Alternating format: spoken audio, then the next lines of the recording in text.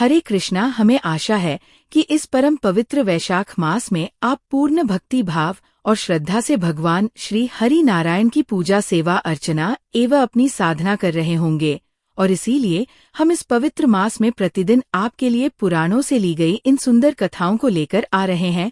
तो चलिए आज की हमारी इसी वैशाख मास कथा श्रृंखला को आगे बढ़ाते हैं और आरंभ करते हैं आज की एक और सुंदर कथा का। आइए आज की कथा आरंभ करते हैं। राजा जनक ने पूछा, हे ब्राह्मण, जब वैशाख मास के धर्म अत्यंत सुलभ पुण्य राशि प्रदान करने वाले भगवान विष्णु के लिए प्रीतिजनक और चारों पुरुषार्थों की सिद्धि करने वाले हैं, तो फिर संसार में उसकी इतनी प्रसिद्धि क्यों नहीं हुई है? क्यों अधिकतर लोग इसकी महिमा के विषय में अज्ञात है? ये सुनकर श्रुतिदेव जी ने कहा, है राजन, इस पृथ्वी पर लौकिक कामना रखने वाले ही मनुष्य अधिक हैं। उनमें से कुछ राजसी और कुछ तामसी हैं।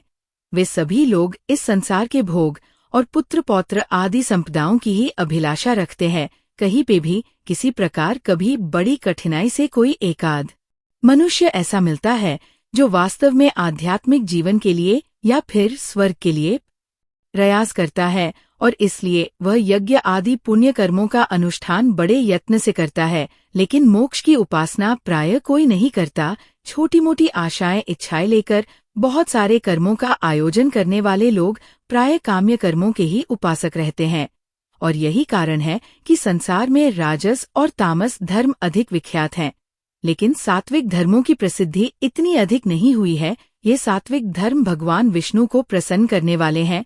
वे निष्काम भाव से किए जाते हैं, और इस लोक तथा परलोक में भी वे सुख प्रदान करते हैं। देव माया से मोहित होने के कारण मूढ़ मनुष्य इन धर्मों को नहीं जान पाते। ऐसा ही कुछ पूर्व काल में हुआ था।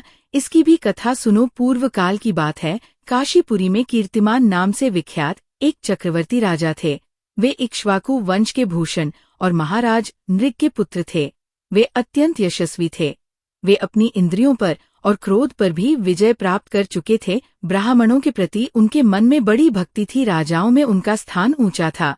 अब एक दिन क्या हुआ कि वे मृगया खेलते हुए महर्षि वशिष्ठ के आश्रम पर आ गए। वैशाख की चिलचिलाती हुई धूप में यात्रा करते हुए राजा ने मार्ग में देखा कि महात्मा वशिष्ठ के शिष्य जगह जगह अनेक प्रकार के कार्यों में विशेष तत्परता के साथ संलग्न थे। वे कहीं पौसला बनवा रहे थे, तो कहीं छाया मंडप किनारे पर झरनों के जल को रोककर स्वच्छ बावलियां बना रहे थे। कहीं वृक्षों के नीचे बैठे हुए लोगों को वे पंखा झुलाकर हवा कर रहे थे।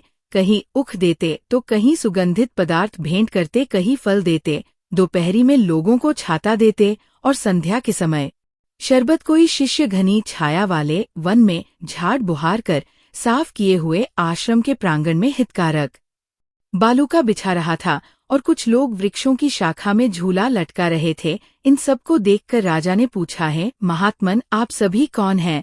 तो उन्होंने उत्तर दिया, हम सब महर्षि वशिष्ठ के शिष्य हैं। तो राजा ने पूछा, ये सब क्या हो रहा है? उन्होंने कहा, यह वैशाख मास में कर्तव्य रूप से बताए गए धर्म है, जो धर्म अर्थ काम मोक्ष ये चारों पुरुषार्थों के साधक हैं। हम लोग गुरुदेव वशिष्ठ की आज्ञा से इन धर्मों का पालन करते हैं। ये सुनकर राजा को आश्चर्य हुआ। उन्होंने फिर से पूछा, इनके अनुष्ठान से मनुष्यों को कौन सा फल मिलता है? किस देवता की प्रसन्नता होती है? राजा के द्वारा इस प्रकार फिर से पूछे जाने पर उन्होंने कहा, है राजन, हमारे पास इस समय ये सारी चीजें बताने के लिए समय नहीं है। आप कृपया गुरु जी से ही यथोचित प्रश्न कीजिए। वे महायशस्वी महर्षि इन सभी धर्मों को अच्छे से जानते हैं।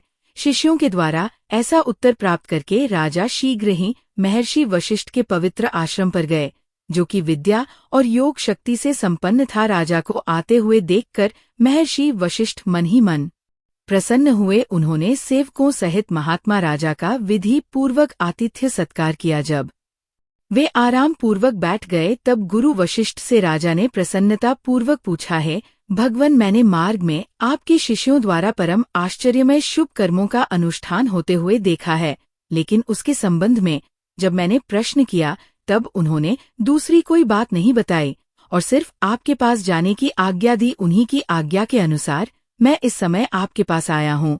मेरे मन में उन धर्मों को सुनने की बड़ी इच्छा है। कृपया आप मुझे उसका वर्णन क्या सुनाए। राजा की जिज्ञासा को देखकर महर्षि ऋषि वशिष्ठ ने कहा है, राजन, आपकी बुद्धि को उत्तम शिक्षा मिली है। अतः उसने ये उत्तम निश्चय किया है, भगवान विष्णु की कथा के श्रवण और भगवत कर्मों के अनुष्ठान में जो आपकी बुद्धि की अत्यंतिक प्रवृत्ति हुई है, यह आपके किसी पुण्य का ही फल स्वरूप है। जिस किसी ने वैशाख मास में बताए हुए महाधर्मों के द्वारा भगवान श्री हरि की आराधना की है, उसके उन धर्मों से भगवान अत्यंत संतुष्ट होते हैं, उन्हें मनोवांछित वर प्रदान करते हैं। संपूर्ण जगत के स्वामी भगवान लक्ष्मीपति समस्त पाप राशि का नाश करने वाले हैं। वे सूक्ष्म धर्मों से प्रसन्न हो जाते हैं, मात्र परिश्रम और धन से नहीं होते। भगवान विष्णु भक्ति से पूजित होने पर अभीष्ट वर भी दे सकते हैं। इसलिए सदैव भगवान विष्णु की भक्ति करनी चाहिए। जगदीश्वर श्री हरि जल से भी पूजा करने पर अशेष क्लेश का नाश कर देते हैं और शीघ्र ही प्रसन्न हो जाते हैं। वैशाख मास में बताए हुए ये धर्म थोड़े से परिश्रम द्वारा साध्य होने पर भी भगवान विष्णु के लिए प्रीतिकारक और शुभ होने के कारण अधिक व्यय से सिद्ध होने वाले बड़े बड़े यज्ञ आदि कर्मों का भी तिरस्कार कर देते हैं। इसलिए हे भूपाल, आप भी वैशाख मास में बताए हुए धर्मों का पालन कीजिए और आपके राज्य में निवास करने वाले अन्य सभी लोगों से भी उन कल्याणकारी धर्मों का पालन करवाइए। इस प्रकार से वैशाख धर्म के पालन की आवश्यकताओं को शास्त्रों और युक्तियों से अच्छे से सिद्ध करके ऋषि वशिष्ठ ने वैशाख मास के सभी धर्मों का राजा के समक्ष वर्णन कह सुनाया। उन सभी धर्मों को सुनकर राजा ने गुरु का भक्ति भाव से पूजन किया और वापस अपने घर आकर वे सभी धर्मों का विधि पूर्वक पालन करने लगे। भगवान विष्णु में भक्ति रखते हुए राजा कीर्तिमान देवेश्वर पद्मनाभ के अतिरिक्त और किसी को नहीं मानते थे।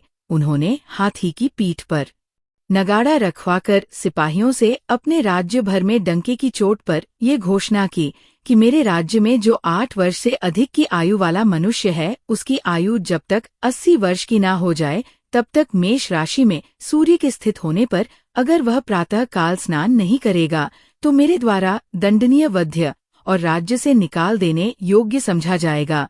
यह मेरा निश्चित आदेश है। पिता, पुत्र अथवा सूर्य जो कोई भी वैशाख धर्म का पालन नहीं करेगा, वह चोर की भांति दंड का पात्र समझा जाएगा। प्रातः काल शुभ जल में स्नान करके श्रेष्ठ ब्राह्मणों को दान करना चाहिए और आप सभी लोग अपनी शक्ति के अनुसार पौसला दान आदि धर्मों का आचरण कीजिए। राजा कीर्तिमान ने प्रत्येक ग्राम में धर्म का उपदेश करने वाले एक एक ब्राह्मण को बसा दिया। 5 गांवों पर एक एक ऐसे अधिकारी की नियुक्ति की गई जो धर्म का त्याग करने वाले लोगों को दंड दे सके। उस अधिकारी की सेवा में 10 से 10 घुड़सवार रहते थे और इस प्रकार चक्रवर्ती नरेश के शासन में सर्वत्र और सभी देशों में ये धर्म का पौधा उगना आरंभ हो गया। आगे चलकर खूब बड़े हुए वृक्ष के रूप में वह परिणत हो गया। उस राजा के राज्य में जो लोग मर जाते थे वे भगवान विष्णु के धाम में जाते थे। वहाँ के मनुष्यों को विष्णु लोक की प्राप्ति होती। एक बार भी वैशाख स्नान कर लेने से मनुष्य यमराज के पास नहीं जाता। अपने धर्म अनुकूल कर्म में स्थित हुए सभी लोगों के विष्णु लोक में चले जाने से यमपुरी के सभी नर्क खाली हो गए। वहाँ कोई पापी प्राणी नहीं रह गया। वैशाख मास के प्रभाव से यमपुरी के मार्ग की यात्रा ही बंद हो गई और यह देखकर यमराज चिंतित हो गए और उस समय नारद मुनि वहां पर आए। तत्पश्चात नारद मुनि और यमराज के बीच एक विशेष वार्तालाप हुआ और वो क्या था वह हम सुनेंगे इसी वैशाख मास कथा की अगली कड़ी में। अगर आप उसको सुनना चाहते हैं तो जरा देख लीजिए। क्या आपने हमारे चैनल को सब्सक्राइब तो किया है ना? अगर नहीं किया है तो जल्दी से चैनल को सब्सक्राइब कीजिए, नोटिफिकेशन बटन ऑन रखिए। तो चलिए इस परम पावन वैशाख मास में इस पवित्र पुण्य कर्मों का पालन करते हैं और भगवान श्री हरि की भक्ति और सेवा में तत्पर होते हैं। हरे कृष्णा।